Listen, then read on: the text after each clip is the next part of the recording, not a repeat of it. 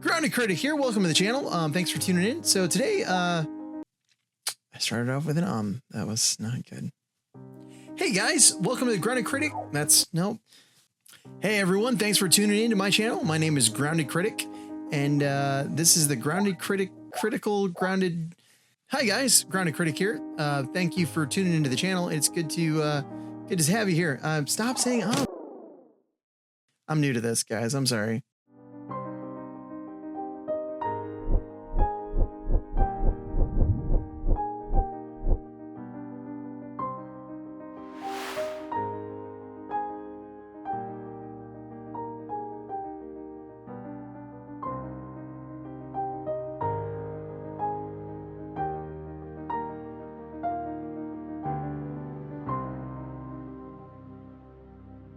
So we need to talk about the Flash movie, specifically one major flaw in particular.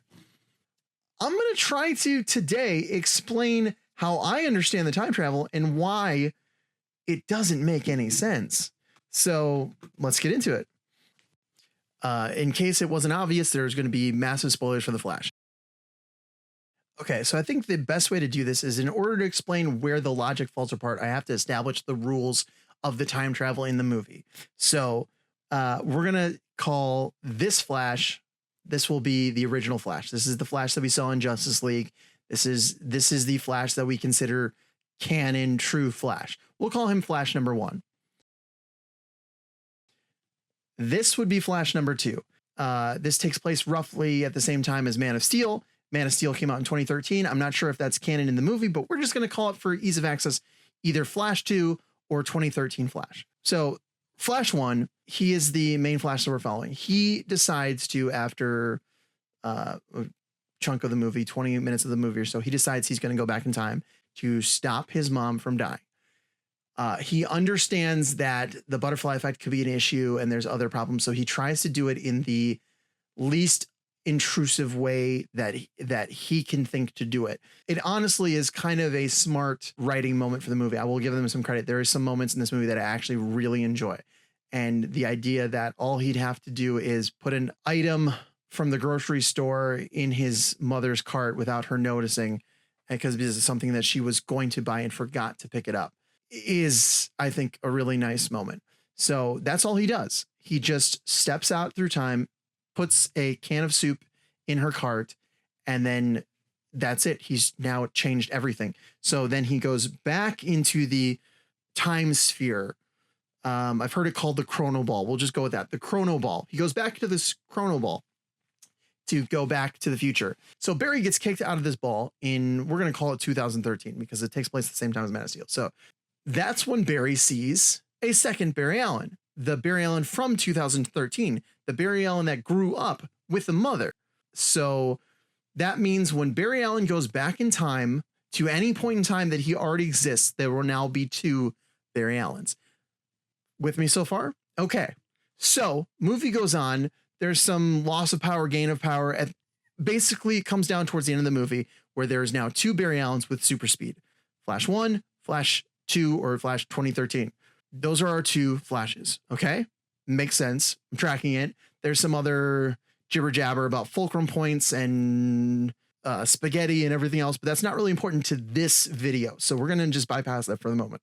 Crux of the movie comes down and we have this final battle with Zod, and our 2 Barry Allens, our 2 Flashes, team up with Supergirl and Michael Keaton Batman, and they have a fight, and there's some pretty nice moments, but they end up losing Supergirl and Batman in the battle. And at that point, they decide to go back into the chrono ball, because why should they let them die? They can change it. They can fix it. So let's do that. So they together go back into the battle, earlier in the battle, to change things, and at one point, he saves Michael Keaton's Batman from crashing his plane, and ends up, he dodges it and he ends up dying another way. So that changes. Supergirl also dies. So they go back again. And this happens a few times where they enter the chrono ball, leave the chrono ball into the battle that they just left, and alter things. Did you guys see where the problem is yet? If these two flashes leave the battle in the middle of the battle, go back, let's say 10 minutes in time. Would they not run into their earlier selves from 10 minutes prior? And would there not now be 4 flashes fighting in this battle?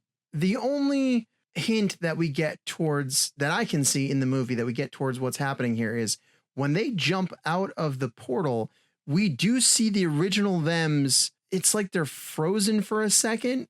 I'm assuming it's because the other flashes are moving so fast through time that the other flashes appear frozen because they're not moving as fast. But then when these flashes slow down enough to enter the timeline, what happens to those other 2? It's one shot of the movie. It's the only time that I can see them being now 4 on the battlefield.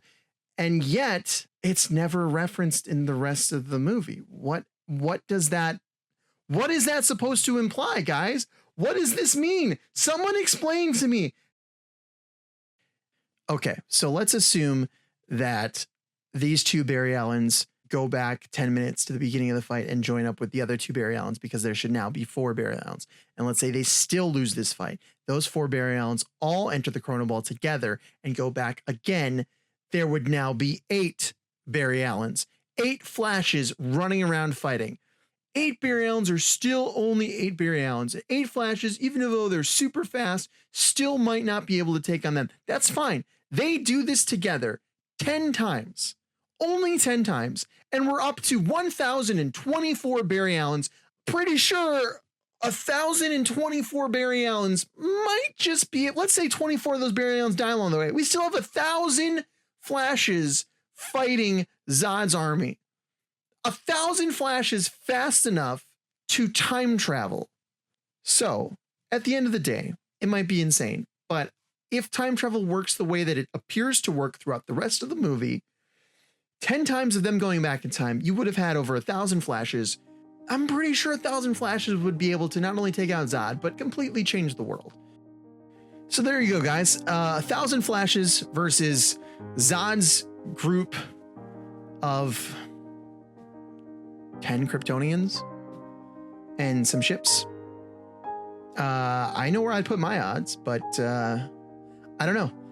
This movie doesn't make any sense, at least to me. That's not to say that it's bad.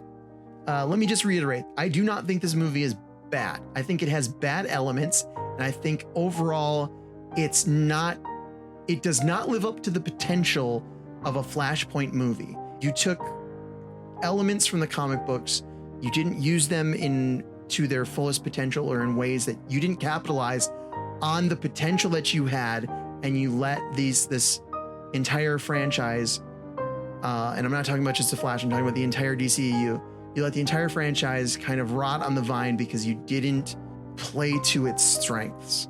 I think that's where we'll leave it for today, guys. Again, that's one of the major flaws of this movie that I haven't really seen anyone covering. So if there is a video breaking down this specific element of the movie and I just didn't see it, guys, please let me know so I can find it out, because like you guys, I'm a huge fan of this stuff and I just really would like to understand it if there is something to understand. And if not, if it is just a plot hole, well, let's get into the weeds. Let's talk about it. Yeah, we'll see you next time.